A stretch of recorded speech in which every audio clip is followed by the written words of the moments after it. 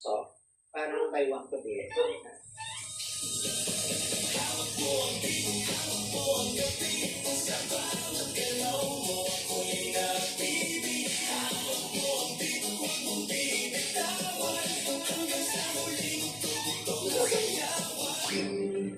Ibig sabihin ng DPWH. Highest.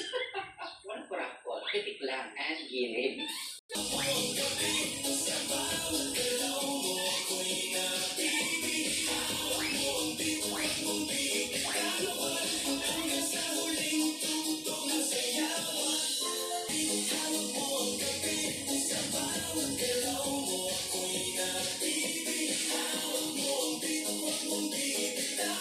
Bumawi ngayong taon. Yun yung hindi ko nakala. Nung nag-start na trending ang aking videos.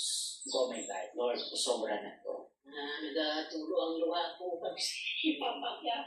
Nag-iipin.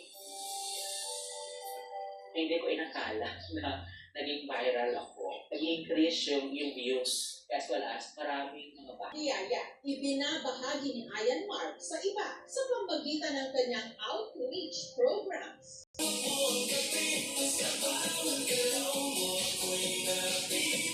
Sa kabila ng mga problema ngayon sa mundo, nananatiling may pitik-pintig at bit ang buhay. Damahin mo, huwag susuko. Hawak mo, hindi lang bit, kundi higit sa lahat